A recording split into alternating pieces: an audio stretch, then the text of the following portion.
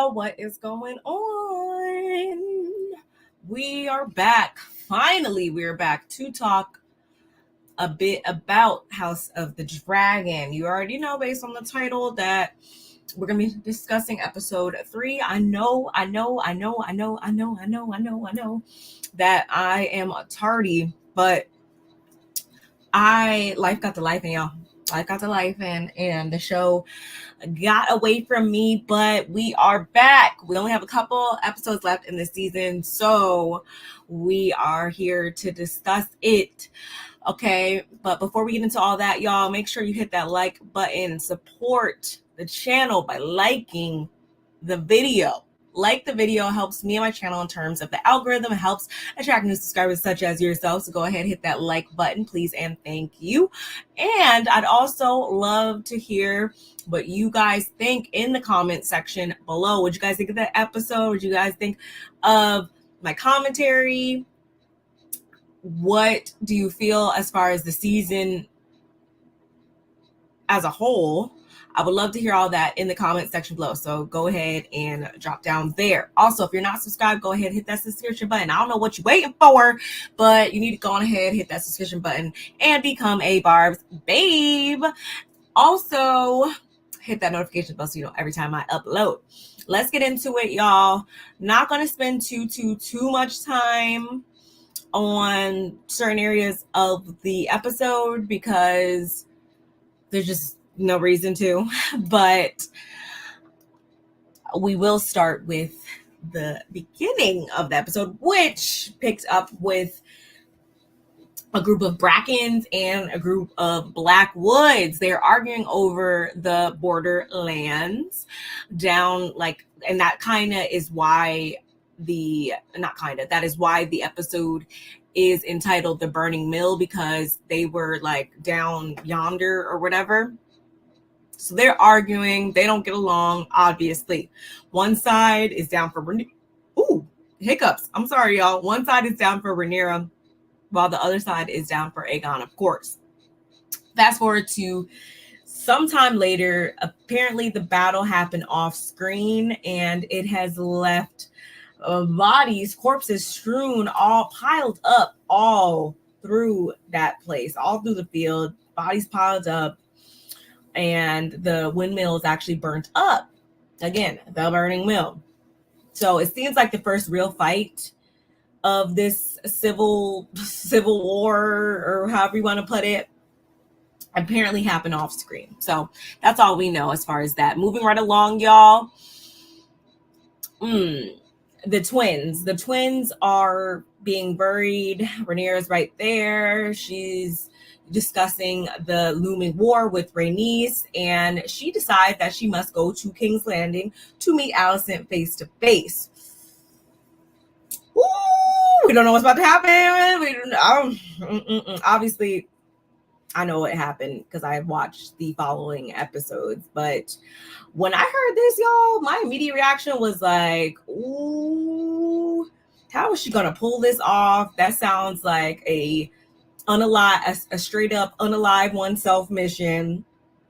And later on in the episode, we actually see her asking Mysaria for assistance, and Mysaria offers her up some very, very important information, which is there's one particular place in the Red Keep that Alicent goes alone. That's the only place that she goes alone, that you can find her without any security around her. And that is the Great Sept, where she goes to light the candles. That's why I have this picture back on the thumbnail is actually them down there or whatever. So spoiler, whatever. So she goes down there to say her prayers. And in this scene, we also saw Sea Smoke, who was the dragon who was once ridden by Rhaenyra's first husband, Laenor. That's Rhaenys' son. Yeah, we see that dragon just flying, y'all, flying around. Looks kind of, I wouldn't say agitated, but definitely giving restless.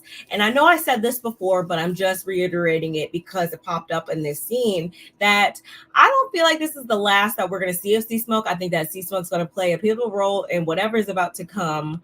And we also know that Leonor's he's not dead. Like, he's still out there somewhere, but nonetheless, maybe he'll be riderless. Maybe he'll just join in and just kind of do his own thing, and he don't even need a rider. I don't know, y'all. I ain't nobody's dragon lord. Moving on. So anything else happened? Yeah, so Rhaenyra, she also sends her youngest children off with Rhaena to the Vale to be with her aunt, I believe. Is that her aunt or her friend? Something like that. But Rhaena also is going to be taking the 3 dragons' eggs. And yes, 3 dragons' eggs are actually the 3 dragons' eggs that eventually find their way to Daenerys, or at least that is what I have read. So full circle moment, y'all. Full circle moment. Rhaena clearly feels left out, though, because she's the only one who does not have a dragon currently. She has not bonded with the dragon, so she feels like she's just being basically kind of like thrown to the wayside, I guess. But that's not the case. I think the 3 dragon's eggs kind of made her anxiety go away a bit, because that is of great importance. Those dragon eggs need to be guarded, and it's probably not in those children's best interest to be up under their mother when D-Day comes, so to speak, right? So yeah, they're sending them to her cousin, actually. Lady Jane Eyre is her name. Yep. And the Vale, of course. So moving right along, y'all, moving right along. So then we see down at the Red Keep, or over at the Red Keep, I should say, Sir Criston seems to have gotten the news that his plan failed. Yeah, we definitely saw that failing. I wanted him to like walk into a wall. He could have actually fell on his own sword at this point. That would have been perfectly fine, because he just gives me bad vibes. And I think that he's starting to spiral himself. Just saying. So as he walks the small council, we learn that Aegon has dismissed all of his fellow members of the King's Guard, because we're seeing all these younger, more just, I don't even know, should you even call them docile? Just a whole bunch of nobodies, basically, y'all. A whole bunch of nobodies, aka Aegon's friends or flunkies, however you want to put it, his drinking buddies. They're all going to be guarding him now. Yeah, because that sounds like a good idea. Yeah, definitely. We also learned that Sir Criston has chosen to not wear the Hand of the Kings, the badge that they wear, or whatever. Instead, he made like this necklace type of adornment, which actually was I actually really liked that. I did. And then he just pinned the original badge onto his chair. Okay. Moving on, Aemon also was present at the small council meeting, which is new. He definitely is always giving TTG. If you're not familiar with what TTG means, y'all, Aemon is ready to go. He is trained to go, honey. And he is also in attendance, as I just said. And I don't know if you guys picked up on this, but we saw him fiddling with the coin, the same coin that he found in the episode 2. Yeah, he's fiddling with that. I don't know if that's gonna come back around. I don't know if that was supposed to be symbolism for something, but just wanted to point that out. Maybe you guys can enlighten me in the comments. Aegon is also fiddling with something, and that is the Valyrian steel dagger, y'all. And just like them dragon eggs, that Valyrian steel dagger is also going to come back around later on in the Targaryen lineage. Actually, well, not even Targaryen. It falls into the hands of the Lannisters, because that is the same dagger that was used to that Littlefinger offered up to be used to kill Bran. Yeah, in the Game of Thrones. That's definitely what happened. Very interesting because there's like an 150-year difference between all of that. Very interesting. And that was also property of Aegon the Conqueror as well. Not this Aegon, but Aegon the Conqueror, y'all. So I want to say this is all that really happens in this scene. And it's also the same dagger that is used to unalive the Night King. So again, another full circle moment that I personally enjoyed. I love seeing all the elements just kind of, all the puzzle pieces just kind of start to form and stuff. Oof. Chef's kiss, y'all.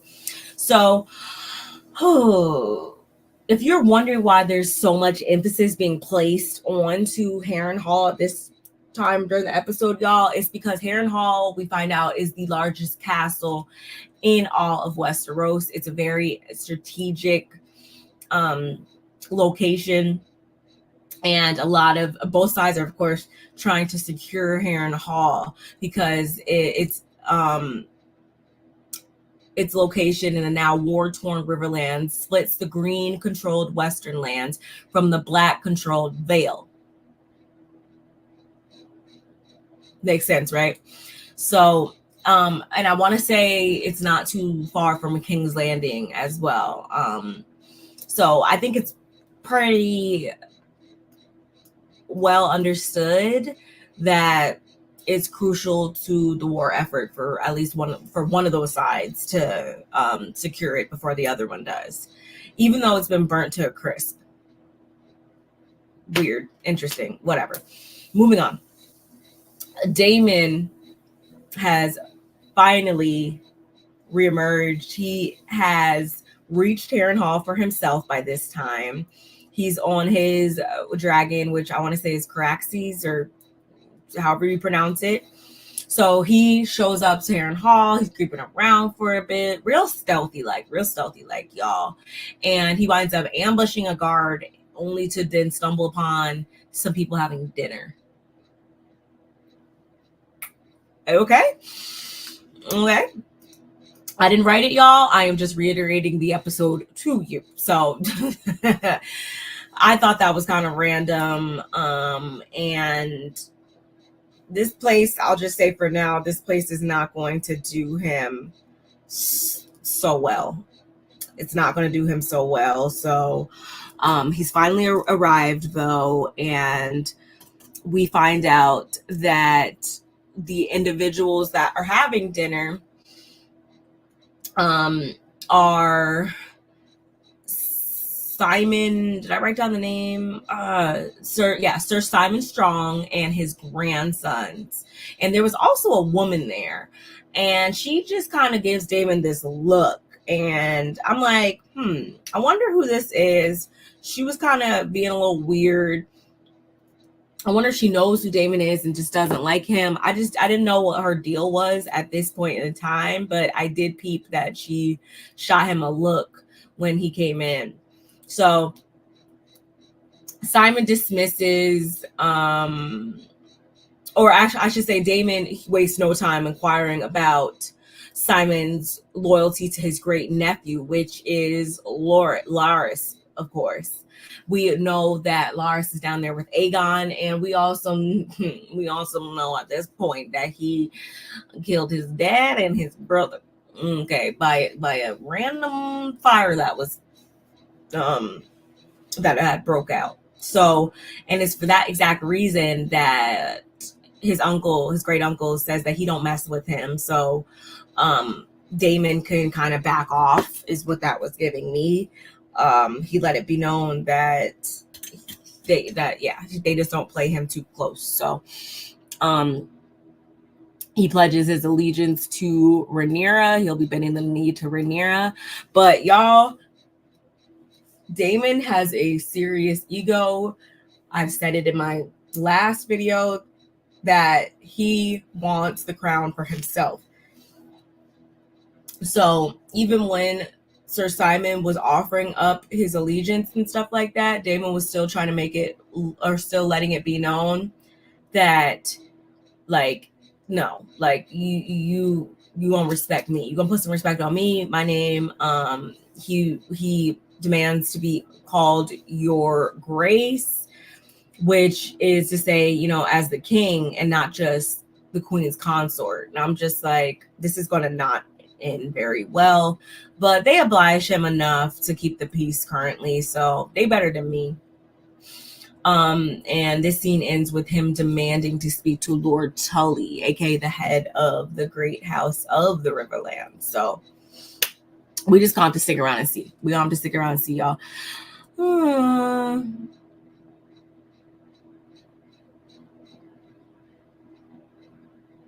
Okay.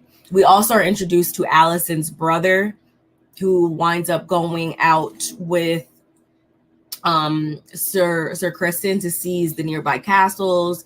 He kind of was throwing shade. I wonder if they're gonna, at this time I was like, they're gonna wind up fighting or something. Like, I was so sure that they're gonna wind up fighting. We don't wind up seeing them fight, but I don't really think that they are too fond of one another, even though they just met. I don't know. Moving on. Did you also peep Sir Kristen's haircut, y'all? Because he came with this random. Is that in the books? To the book readers, to those that have read the books, does that occur in the book? Because it was obviously glaringly apparent in the episode that he cut his hair. So just throwing that out there as well. Over on Dragonstone, we see Rhaenyra and her council around the painted table, but it really should be referred to as the glowing table, because that motherfucker don't look like paint. It is literally glowing, but I'll digress. They're advising her to seize the moment while she's waiting to gather her armies, those from the north and the Vale, and the army that Daemon is putting together in the Riverlands. They're like, send the dragons out to burn down everything green, like the whole stronghold that they got over there. That's their plan. But Rhaenyra is very hesitant, and she doesn't want to take that route. So she shoots them down, and she's like, at the end of the day, first of all, it's my way or the highway. And furthermore, all of what you guys are saying is just going to escalate the war. And that's really not what they were trying to do at this point in time, trying to see if there would be another way so that there would be no dragon on dragon conflict or bloodshed. But in the Game of Thrones, in Westeros, that is just not how everyone likes to play. But I do appreciate her at least attempting to keep the peace and whatnot, whereas you see a lot of the other men around the table. You see men on both sides, I would say. And I'm not trying to make this a gender thing or anything like that, but I'm just think that there's a lot more we can learn here, and it's not always in our best interest, y'all, to just fly off the handle and do the most destructive thing. I think it's going to apply to real life, just a touch. Meanwhile, over on Driftmark, Rhaenys brings Corlys like a picnic basket or whatever, and she makes it clear she didn't make it herself. And I was like, I definitely respect Rhaenys. I really. So her suggestion to Corlys is that they replace the current heir of Driftmark, who is Joffrey. They think that it's better for them to now just keep it in the family and have him wed Rhaena, which is their granddaughter or whatever. I hope I got that right, y'all. I hope I got that right. Anyway, we also see, speaking of Rhaena, her leaving with the dragon's eggs and everything. Before she takes off, she talks to her sister Baela, and they share like a moment and stuff. And I do think that is messed up that they're just like, they already just lost their mom. Their dad left them, and now you're breaking them apart. I just feel like obviously no one ever wants to like, mental health was just not a thing back then, apparently. Like, can we just talk about that for a second? Like, clearly nobody cared about anybody's mental health or well-being for real, or their feelings about anything, because people just literally just place other people in the spots that they want them. It's a chess game. It's literally a chess game. Anyway, over at the Red Keep, Helena lets her mother know the real reason why she hated having all the commoners stare at her during the funeral procession. And if there's at least one person in this entire thing, y'all, that has a shred of humanity, it is Helena. Because the reason why she was so against the whole funeral procession thing is more so it's out of shame rather than disgust. Because at the end of the day, the commoners, they lose their children and one another at a more rapid pace than anybody who's in the patriarchy. So why should they be pitied then? Did I say patriarchy? Anyway, why should they be pitied? Why should anybody feel worse about them losing a loved one when at the end of the day they lose their children at greater numbers? They're the ones that are living in poverty and all these things. And I just appreciate Helena's role, although no one around her does, because at least somebody has a little bit of humanity about them. At least somebody's not putting their own needs, their own want for the crown ahead of everybody else. Just saying, that's scarce. That's scarce in the series. I'm just saying, very scarce. So we see Aegon being fitted for armor. He intends on flying out on Sunfire, which is his dragon, to help aid Sir Criston in his mission. Literally stupidest thing ever. He has never even seen war for 2 seconds. Your place is over here. Like, just completely just dumb as hell. Just dumb as hell, y'all. Thankfully, Loras meets with him and persuades him to not do that, but to do what he wants instead.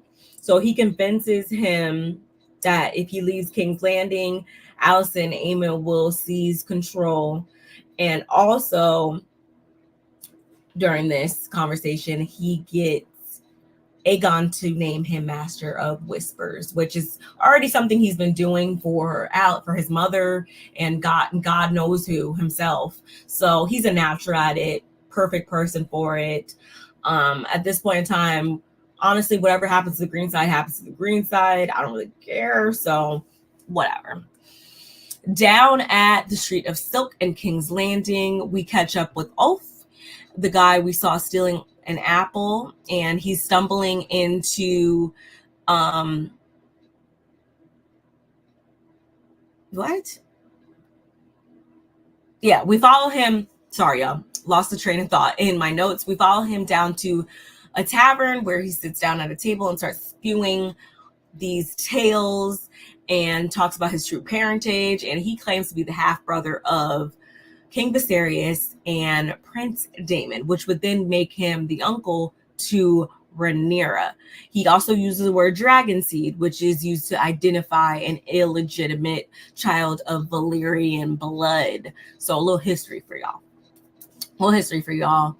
And just when they're talking about all this, Aegon comes stumbling in. He's drunk or whatever. He got his flunkies right to the left and right of him. And mind you, right before he came in, Ulf was going up for Rhaenyra. But when Aegon came in there, he started to go up for Aegon. Talk about a traitor, just saying. But at the same time, I can understand it because that would have been considered like treason. It would have been off with his head if he would have outwardly showed his allegiance directly, like blatantly in Aegon's face for Rhaenyra. So, I mean, I'll give him that much slack, but all in all, I'm sure that's not the last that we'll hear or see about that. I wonder if there is some legitimacy to what he was saying. Because if that's the case, then I mean, that would make him, I guess, obviously a bastard or whatever, but that he may still want to hold, he may still want to go up for the crown, y'all. That would be another player in the game. How do you guys think about that? Do you think he was just blowing smoke up our booties, or do you guys think that he was for real in what he said? The main thing about this entire scene, though, y'all, is when Eamon, or I should say Aegon, stumbles in on Eamon, who's there with his favorite sex worker. Y'all know the older lady who we saw Eamon laying up with and telling all his deepest, darkest secrets to, or whatever, or his feelings, I should say. Yeah, so he stumbles in on him with her, and he was being like an even bigger jerk than he normally is, like berating his brother and just basically embarrassing him.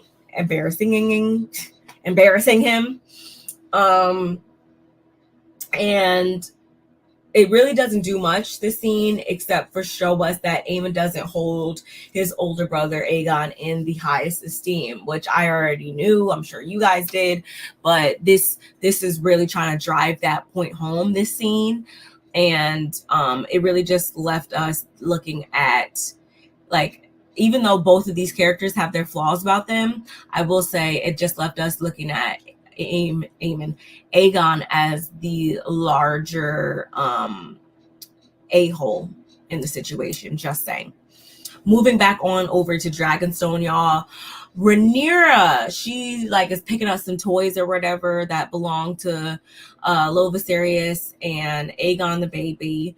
And she reads a note from Alicent that she previously ignored. We don't get to see it, but she reads it. And or did we get to see it? I don't remember, y'all. I'm sorry. I'm trying so hard with y'all. Like the video if you haven't already. But she previously ignored the letter, and I think I would have did the same thing. I can't even hold that against her. I literally can't. I can't even lie.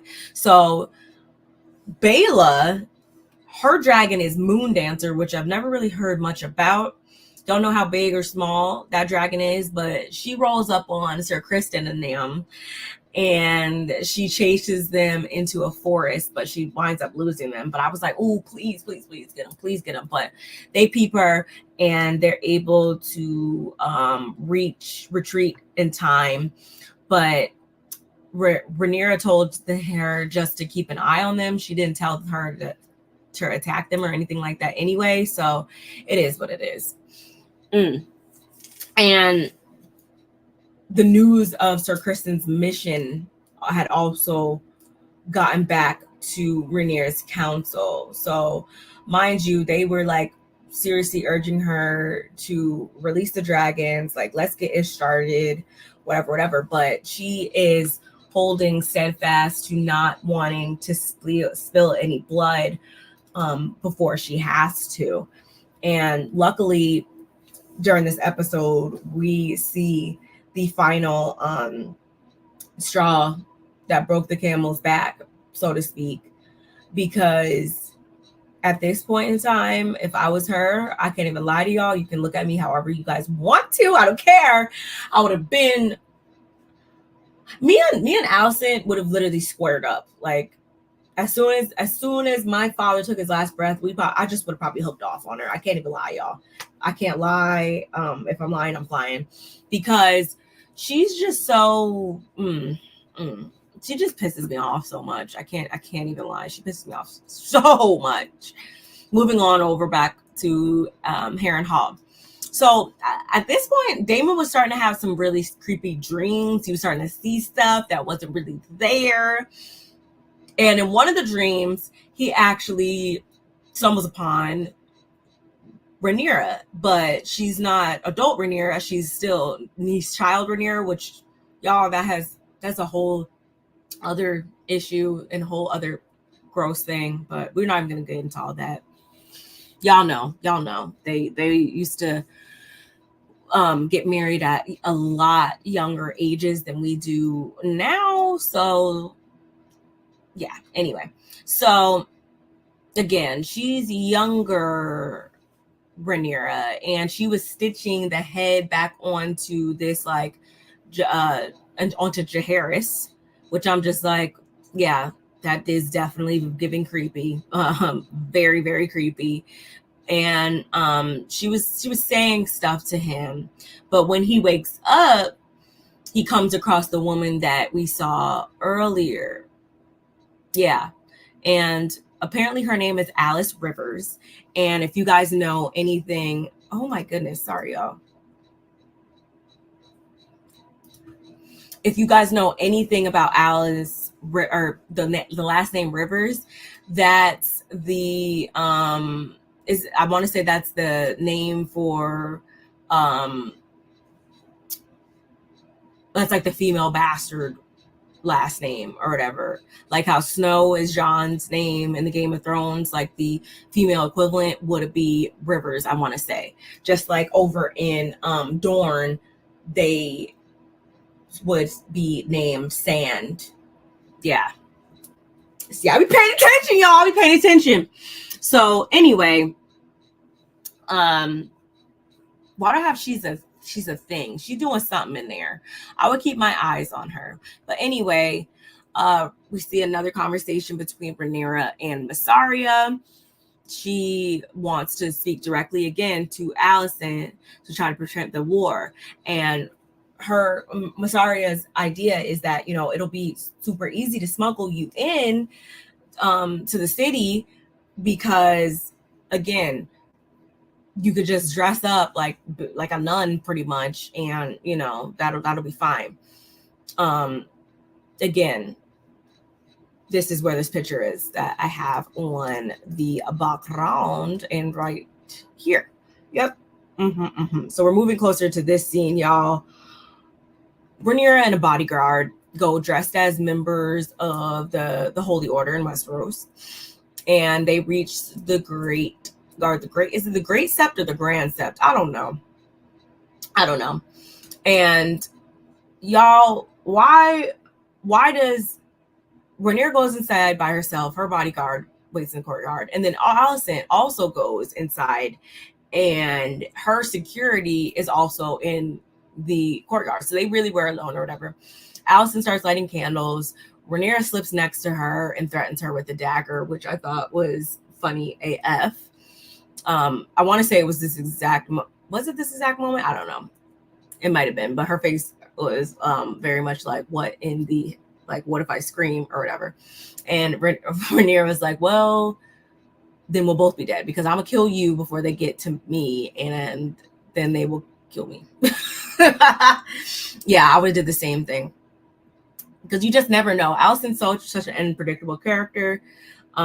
These are two women who started off as the best of friends, and now they are basically sworn enemies. So you gotta always be TTG is what I learned from Rhaenyra as well. Anyway, so they go back and forth for the most part.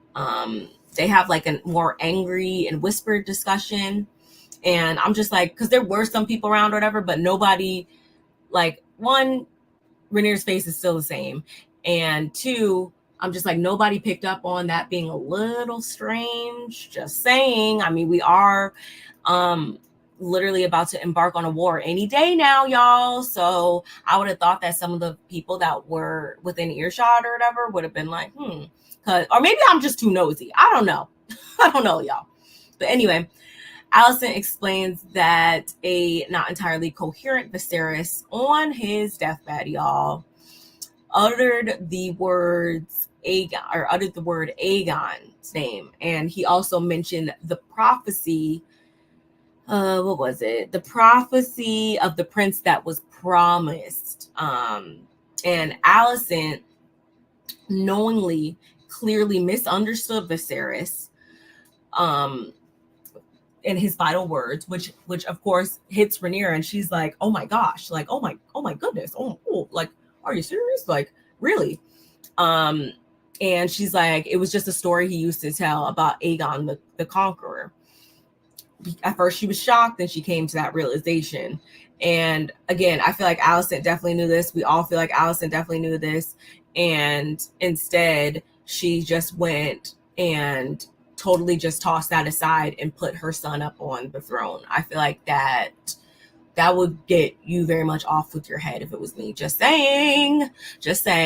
So she's like, the worry is the serious. What? I don't know why I wrote that, but she gets up to leave and tells Rhaenyra basically to get the step in. The decision's already been made. He's the king, and it is what it is. It's important to note that this scene was not in the books, though, y'all. This scene was not in the books. Haven't gotten to the part yet to see what exactly was the catalyst. I haven't gotten anywhere near a dance of the dragons or anything like that. So I'm still in Game of Thrones, y'all. Read the book, that is. So it'll be some time before I probably get to that part to really see what the stone was that really just flipped the switch and made Rhaenyra take off the kid gloves and say, like, we about to get down for real. There's gonna be some bloodshed. There's gonna be all of these things. Yeah, we don't know what that is just yet. So when I find out, I will be sure to let you guys know what I find. But that's all I got for this episode, you all. Again, I do apologize for my tardiness, but we're back in the game. And please, again, like the video. If you haven't by now, we're 36 minutes at this point in. And if you haven't liked the video, go ahead, hit that like button before you exit. Let me know what you guys think in those comments below. Hit the subscription button if you haven't done that either. And I will see y'all in the next one. Bye.